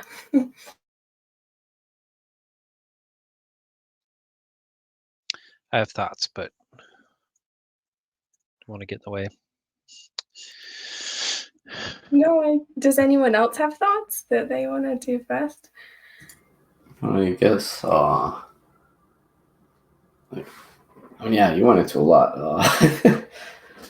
Yeah, sorry, we kind of left everyone else. I guess one thing that, yeah, like you said, of taking the focus off, like Lucidity specifically, like I have looked for servers that are only about dreaming, not about Lucidity, and I don't think there are any, unless there's some that are spiritual, because I just don't go into those servers anyways. But I don't think. Oh, I haven't looked there, but yeah, like how yeah, like I haven't found any Discord servers that were like dreaming and not lucid, like about lucidity. And yeah, it does seem like it would be good. Like I guess I'm maybe making it like 3 steps of like one focus on dream and recall, one focus on incubation, another on lucidity, and maybe even separating that into dream control. But yeah, we go like to appreciate that type of stuff, and maybe adding more steps will make it easier to get into lucid dreaming instead of like maybe lucid dreaming just takes that much skill. So learning a skill that would help you on the way would help you get lucidity faster, more easily. Yeah, I think a lot of it is like people will see. Well, first of all, totally new beginners. I remember having this issue just constantly. Maybe it still happens. But you have like these viral posts on Reddit. They're like, you can get lucid this afternoon. And then if there'd be an influx of people coming into the forum or the chat room or whatever, expecting instant results. Yeah. Right. And I think that mindset also kind of is baked into kind of our societal assumptions about dreams, that dreams are not real, it's all in your head. And then this idea that you can control them comes along, and it just seems so simple. But a lot of that, I think, just comes from people that have so little experience with their dreams, so little history, that they just don't, there's no understanding, there's no reference point whatsoever. So then you want, okay, well, let's adjust the expectations. And for me, it's like, all right, well, what kind of lucid dream are you looking for? What are you looking for long term? If you just want to get lucid, then you don't need to worry about a dream journal or reality checks, any of that mess. On a weekend, wake up early, after you've been sleeping for 4 hours, stay up for a while, and then do mild before you go back to sleep. That's like, and just do that once a week. If you really want to have lucid dreams all the time, that's a totally different story. Like if you want to be consistent, then yeah, you need to have good recall. Yeah, you need to do daytime exercises or pre-sleep exercises. You need all this support structure for a regular lucid dreaming practice. So yeah, I think if I was to create a course, I would probably, my ideas is like figuring out what's best for people, but beyond that, like a fast course and a slow course. I think a lot of people don't even know if they would enjoy lucid dreams. They just think it'd be cool to go in this other world where they can control everything and do anything they want. And for some people that works, but for 9 times out of 10, it's going to take somebody at least a year of constant practice to get to the point where they can have that level of control and so on. Oh, yeah. I just think to quickly speak on what you were saying, I feel like, first of all, it's pretty interesting what you say about people not actually aiming for the, like, I feel like if you asked like 9 out of 10 people that you asked on a server, like, I hate to keep on bringing up Discord, but like, what else am I going to bring up? 9 out of 10 people that you asked on a server like doing cafe, they'd be like, you know what? I just joined this server, but I want to be omni-lucid. And it's just kind of, so it's like, it's kind of, well, they're just setting themselves up for a sort of failure. I feel like we need to stop just having people shoot for the stars in just every imaginable way and seriously think to themselves, you know what? Maybe I can have a lucid dream here and there, but again, putting that focus on the actual dream aspect of lucid dreaming will improve this greatly, because like, who cares if after a year of straight practice you're able to control your dreams like seamlessly, or not even that, maybe, totally depends, but like, just enjoy your dreams as they are. But like, as well, this ties into, I can't get over like how amazing this comparison is, because it kind of just changes my perspective entirely. Like, what if lucid dreaming is just kind of like seen by society suddenly as something similar to yoga, because people do yoga and they know that you're not going to get immediate results from yoga. It's an exercise. It does things for the mind, I suppose. It does things for the body. I don't really know much about yoga, okay? But, that's my understanding of it. And lucid dreaming, or, sort of dream work, I suppose, can be the same, that you don't expect immediate results. And that's fine. No one should set themselves up for failure that way, and then you'll completely change people's perspective on it.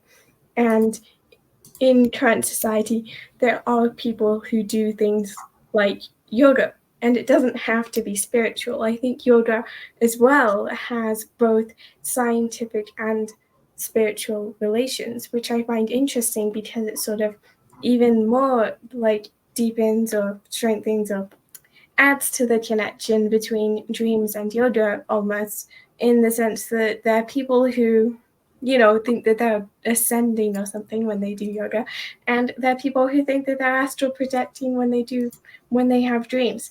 But there's also the actual scientific side. I'm sure there's a scientific side to yoga, of course there is. And so it's like sort of finding a cool dynamic there, where people do it and they know what they're doing and they know what they're not doing.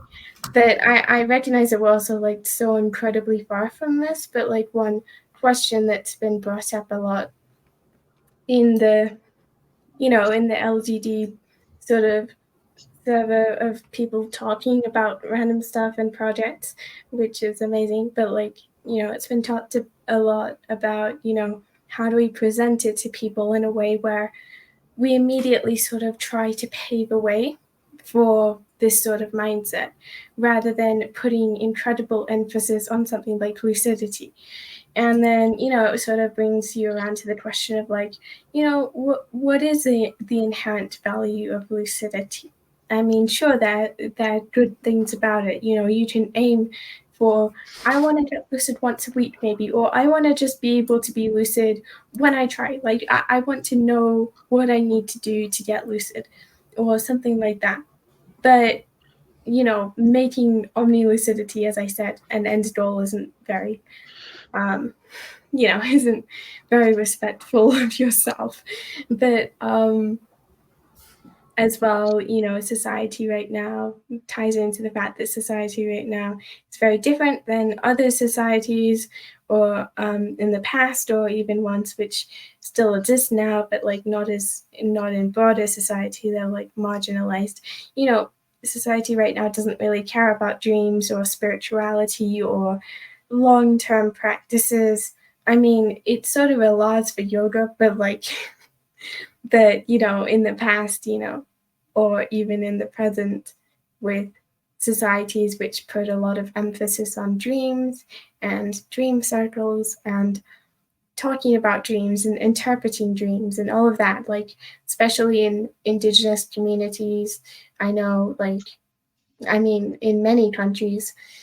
So there's that too to consider. Sorry, I sort of made a mental list of things to respond to, and then I forgot it, and then I remembered it. So okay. So I think there's something really important here. Yoga, it's a really great example. So with yoga, everybody has laid on the floor. Everybody has, especially as children, you're playing around with your body to see what happens, just to have fun or whatever. But think about that in the same terms with dreams. There's no basis, there's no foundational skills. Like, how many people are actually remembering their dreams or thinking about their dreams or reflecting on their dreams or thinking about something and expecting a dream about it? Like, anything dream related whatsoever, it's not there at all. So again, with the Matrix, when they take him out of the pod and he wakes up with all the pins in him, because they're it's like acupuncture, they're trying to stimulate muscle growth. He's like, my eyes are tired. And he's like, you've never used them before, right? So a lot of these people coming into the lucid dreaming community are expecting to be able to walk or run when they can't even move their legs. They've never even tried before. So that, I think people just don't understand how behind or how little ability they have. And it's all just all in your head. That dreams are just all in your head. It's whatever. It's just I can control all my thoughts. Why can't I control my dreams? Well, you can't control your thoughts, but there's an assumption that you can, right? So there's these built-in assumptions about it that makes us believe that we have more ability than we do, or that we should be able to do this thing, even though we've never even used that muscle ever. So if people understood that, you're coming into this never having used that muscle ever. Like, oh yeah, I've had dreams before. Like, okay, well, maybe some people have a little bit more use of the muscle than others, but most people are coming into it with nothing. And if I think if people understood that, maybe they would still try. Maybe that would turn people away. I don't know, but it's such a huge job of resetting expectations.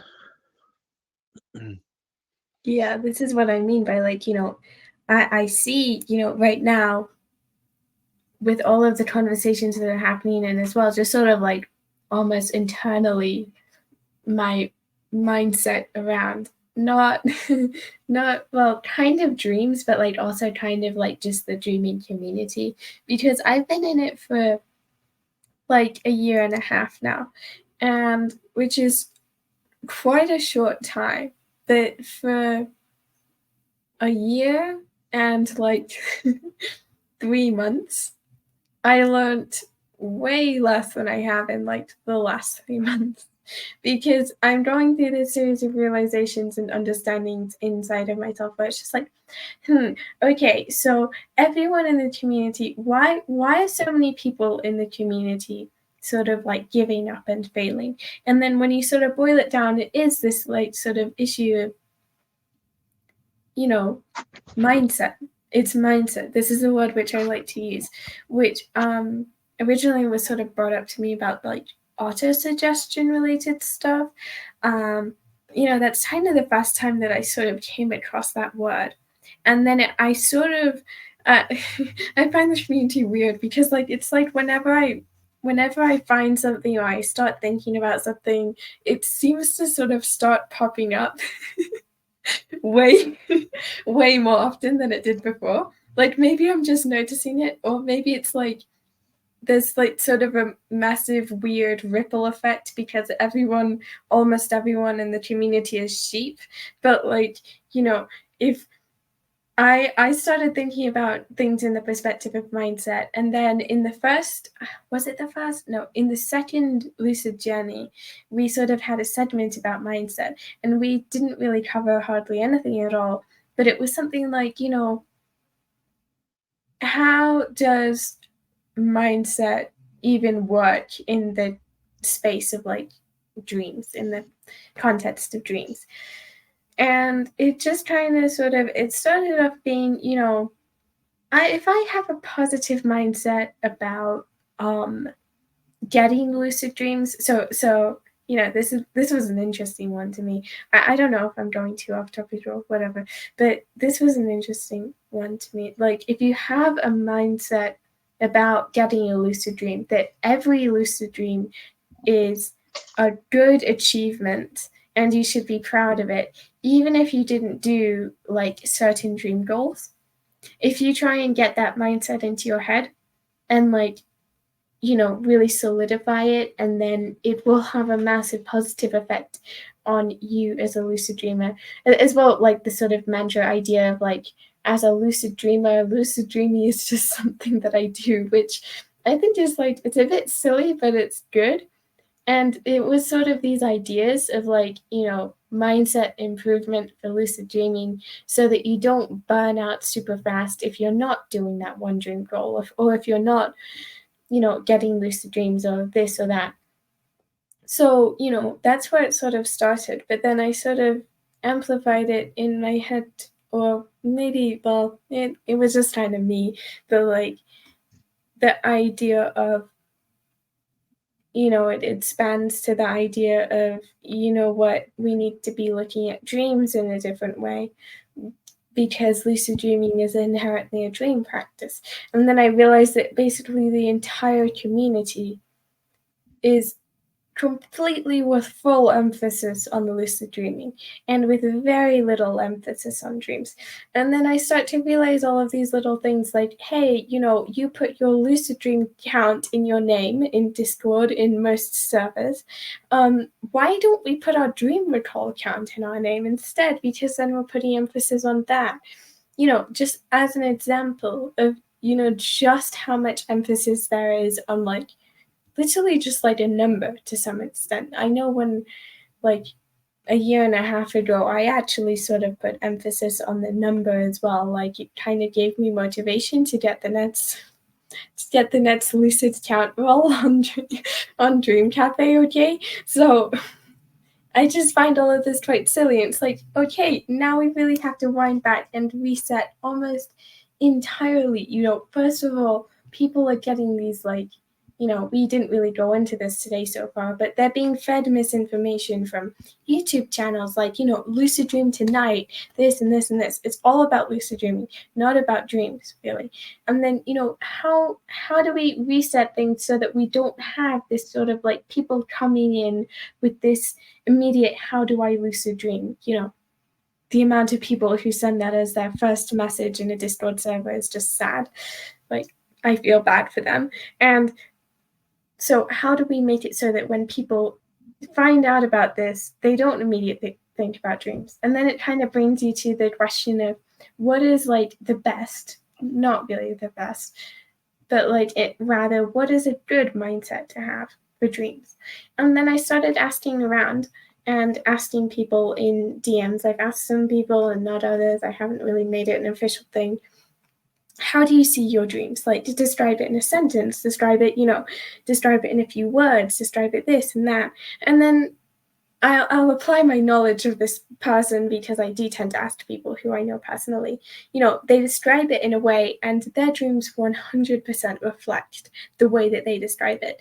And these people aren't describing it the same way. It's like someone who describes their dreams as like beautiful and artistic. Their dreams can be beautiful and artistic. And then, it's like these links that if you could change the words with which you're describing your dreams, this could have a massive effect on your dream content as well. So to sort of wind it back a bit, how do you bring people into the community without creating these sort of bad mindsets that immediately set people back?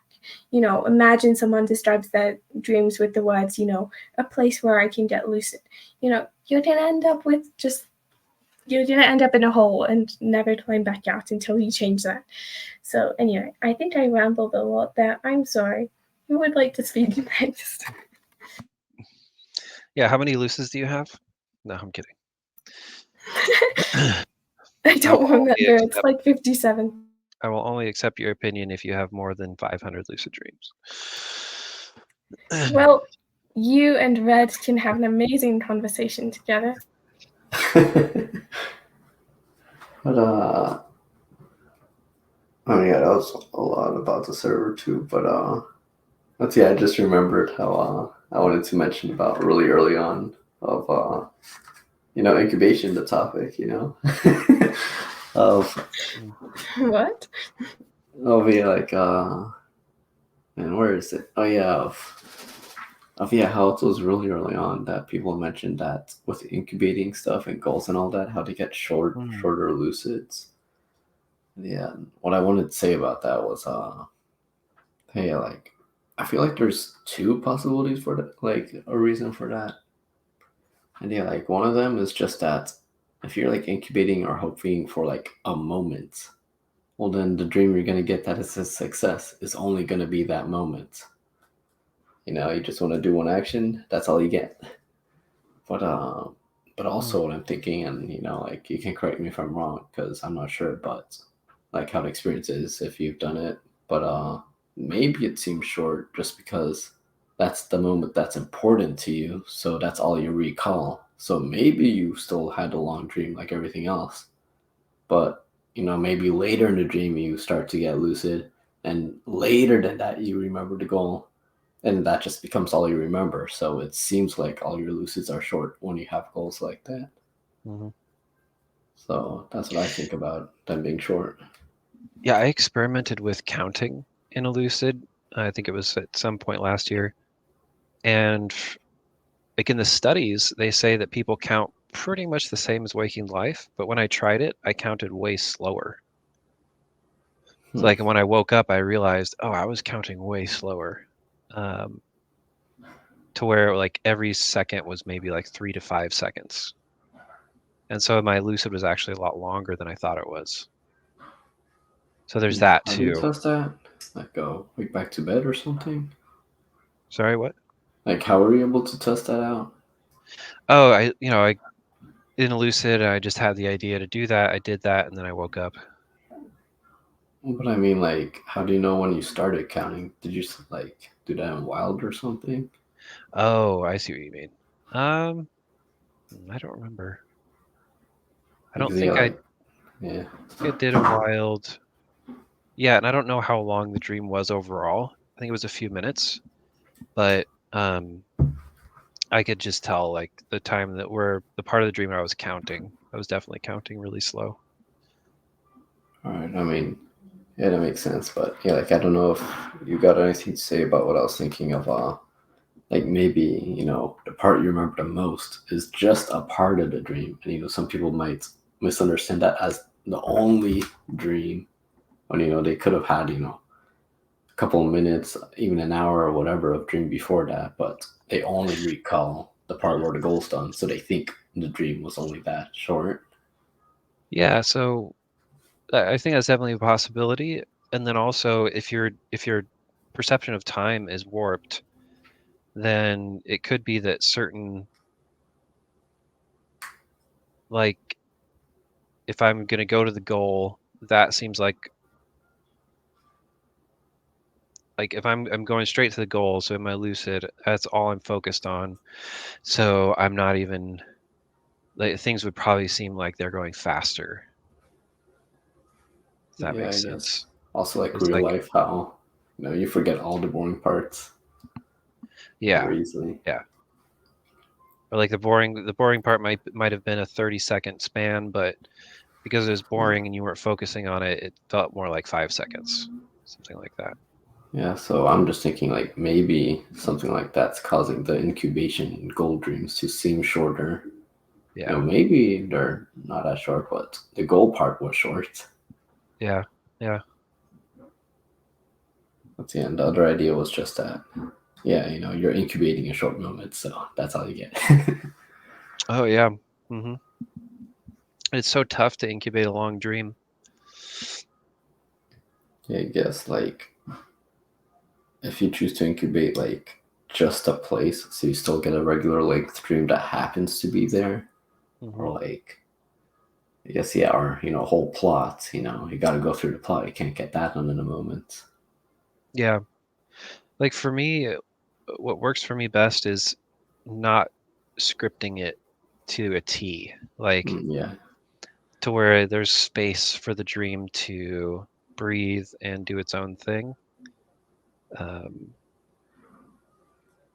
And then there's always kind of this question of like, what's next? When I'm lucid in the dream, and it's like, well, okay, that just happened. What's next? That just happened. What's next? I mean, I guess in my case, I don't like scripted stuff, and that's just I don't like it. Yeah. But because like that what next type thing. Like I don't want to be the one planning out my dream. I want to be the one experiencing it. Yeah.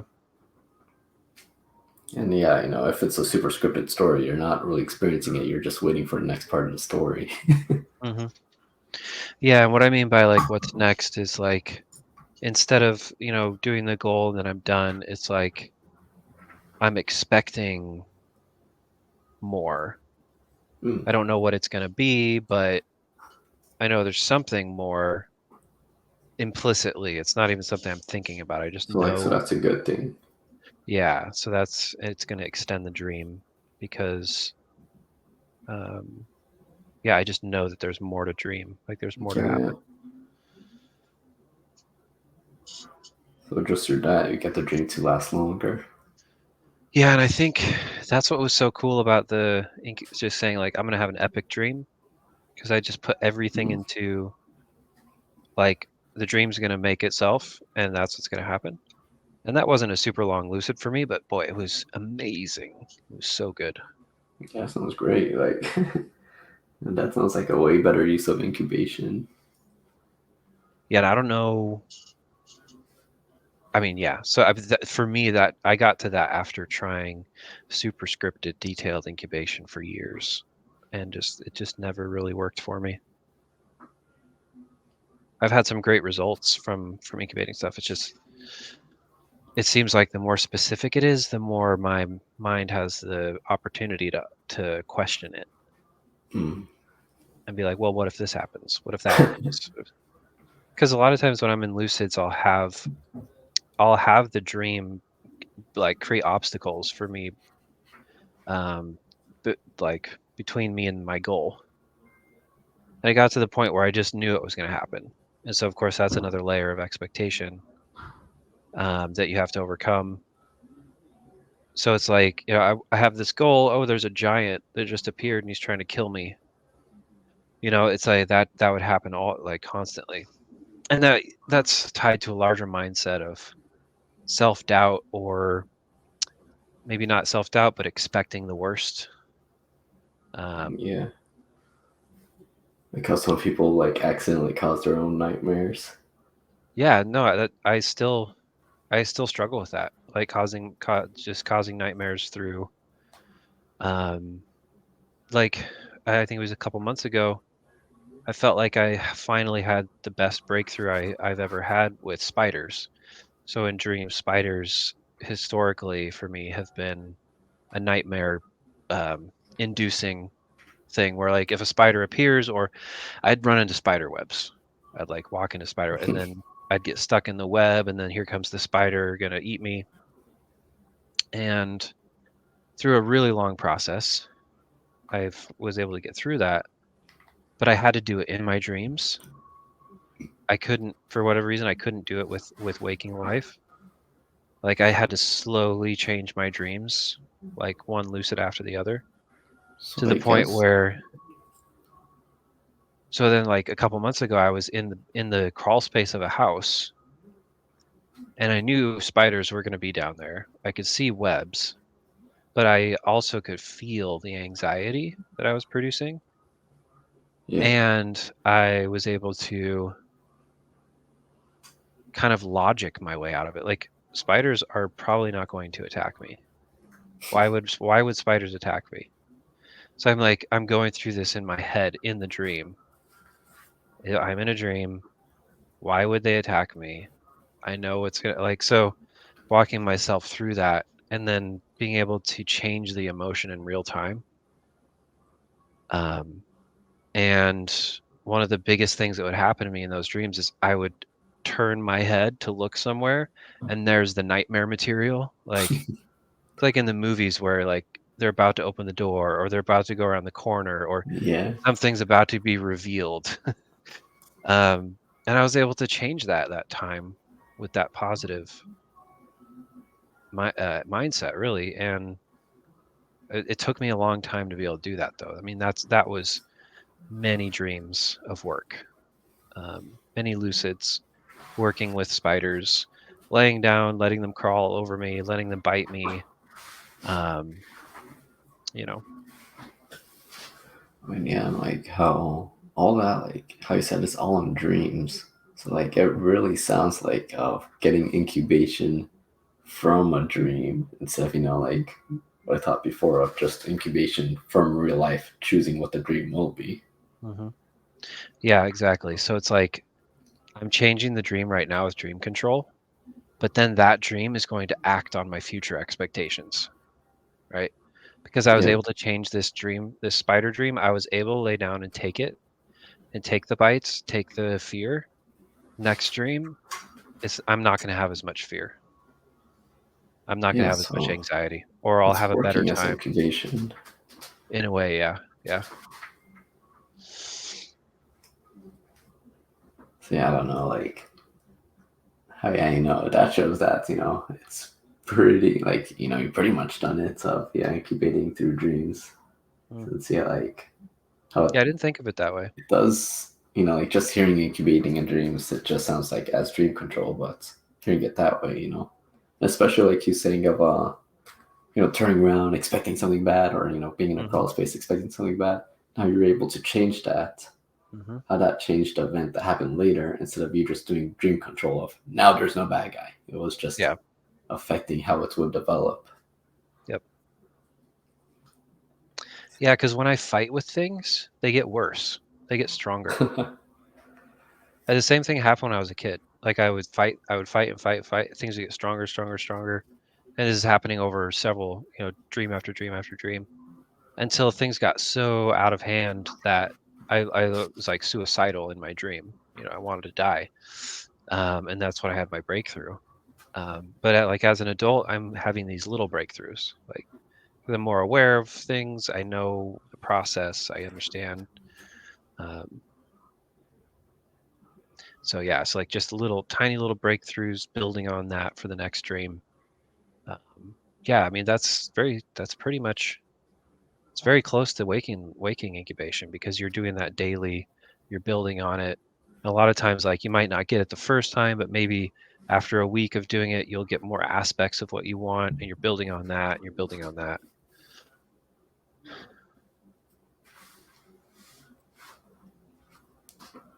Yeah, for whatever reason, I have a hard time doing waking incubation, but like I can in dreams, I'll like work on my schemas. I'll work on my dream signs. So was that how you like? Because yeah, you said you were like doing incubation a bunch with other stuff. So was that also in dreams? No, that was waking. All right. But I always had it was basically impossible for me to change something specific.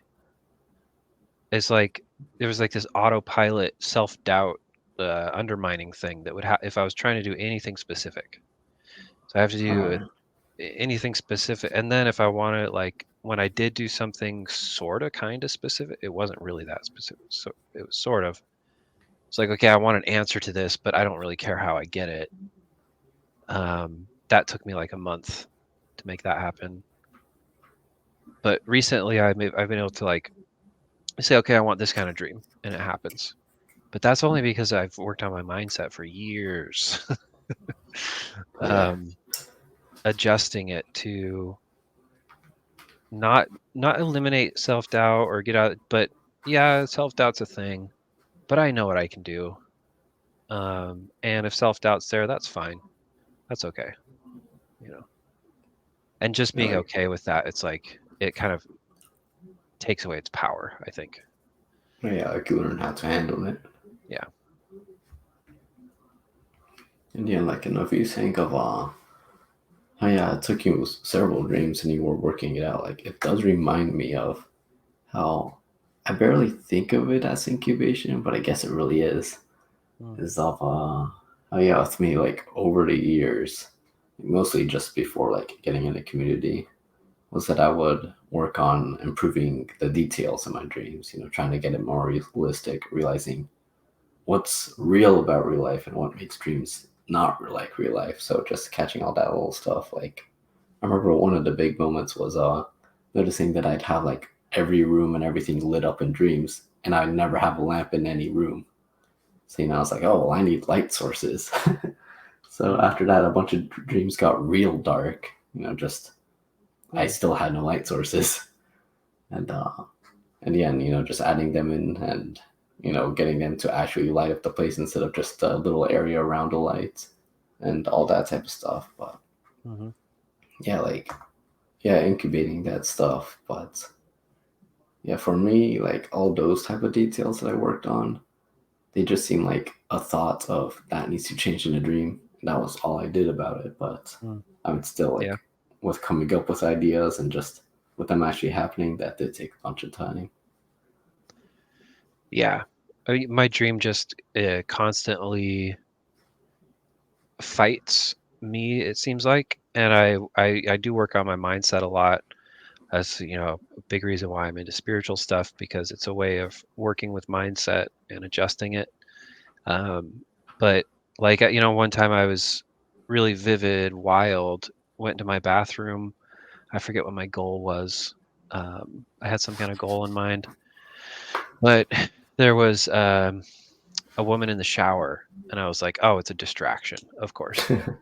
And so I'm like, all right, I'm going to get rid of this distraction real quick. Not realizing that getting rid of the distraction was also a distraction.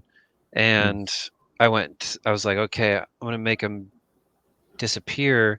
But when I had this intention of in the dream, I felt like almost called it like death intent. Like it had this thought in my head, like death intent, and to try to make him go away. So I did this snap. And a lot of times in dreams, I'll just be able to snap things away. Like that's why I barely ever fight in dreams until recently, because I want to have fun. Yeah. Before it was just like I want to just do these particular things, and so fighting is stupid. Would just snap, and they would like vaporize them or something like that. Oh, yeah, that's what I did before. And then like in this dream, the dream's like messing with me, and the dream character like slowly disintegrates and like rots in front of me, and then like flies come out of their mouth. It's really gross. And I wasn't freaking out in the dream or anything. I was just like really frustrated that it didn't work the way I wanted it to. It's like, oh, dang it, this is so annoying. So I tried to walk, but I lost the dream. But yeah, it's like I've got a really deep expectation that things are going to go wrong, and the worst thing that could happen is going to happen. So it's something that this is part of who I am as well. It's something that I work on pretty regularly. So, but for the best thing for me is honestly just to confront it directly in the dream. Like confronting of thinking stuff is going wrong.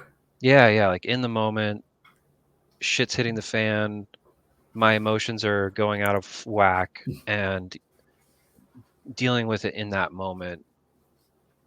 Just relaxing, knowing like this is a dream. I know it can harm me. Like I'm not kidding myself about that. Like dreams can hurt.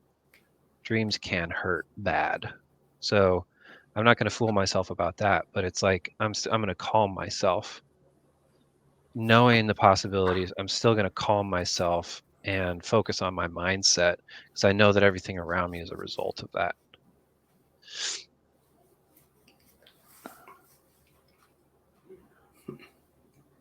That's cool. Do we have anything to add on this topic, or should we bring it back around? Any more into incubation, or is there some question?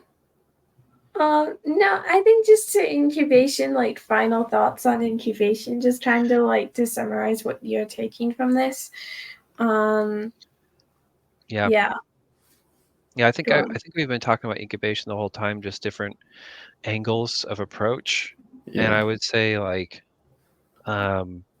if you're trying to get a particular dream and you're working with incubation, even like with lucidity, I really think, and a lot of times the advice that I give people, like, okay, I was a natural, I learned really young, and so a lot of people discount advice because, oh well, you're natural, you have a different, you're not like us plebs that have to work for our lucids. Um, but I just say like the feeling of the dream.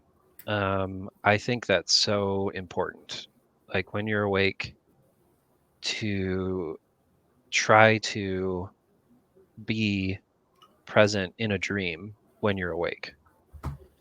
And the easiest way to do that is to go into a dream that you already had, and recall that in detail, in as much detail as you can, and just enjoy the memory of it and feel that, be there in that moment, in that memory.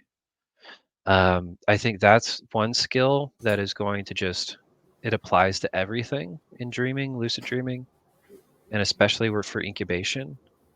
Um, and then the other thing is like, I was talking in Discord about this the other day. I try to bilocate. So in other words, like when I'm thinking of doing something in a dream, I'm here right now, but I'm also in that dream at the same time, where I'm holding both awarenesses, not just the dream, but also here. I'm awake, because there's an aspect of that when you get lucid as well, because you know the difference. It's the difference between being awake and being asleep, being in a dream.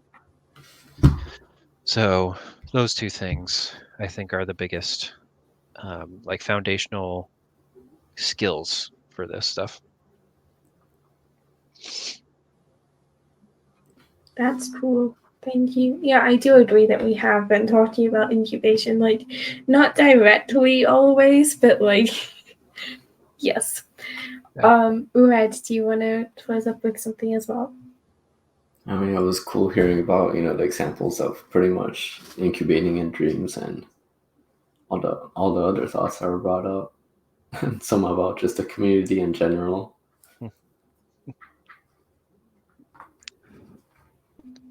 Yeah. Amina, you can Yeah. go on.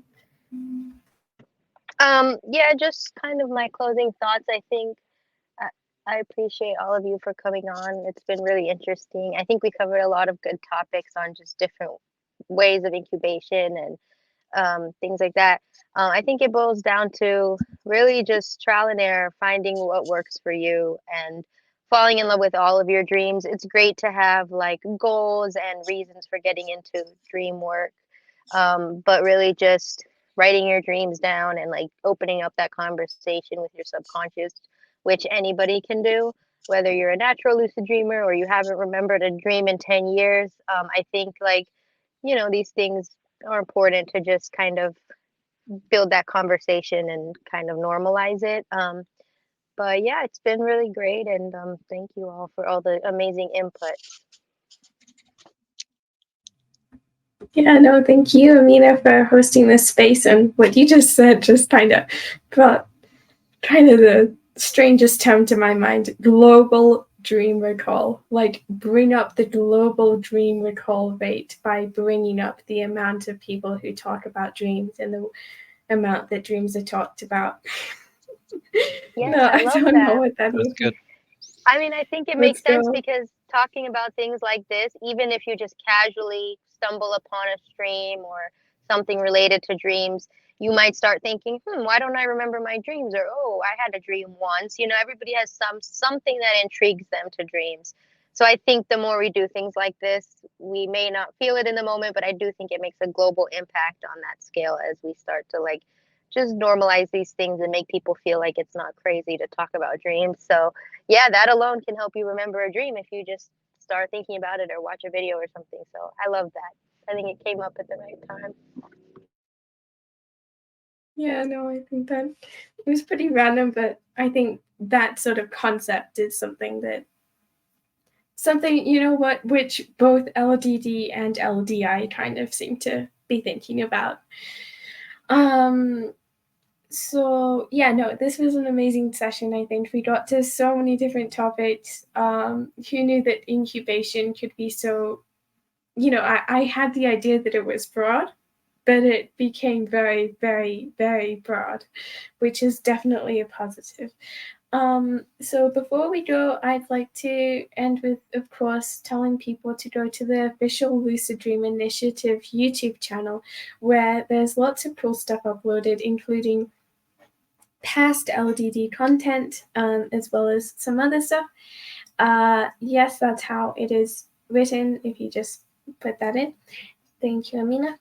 And so hopefully soon we can, like, you know, live stream on there if we get enough of a following. But for now, it's an amazing sort of like place to find resources.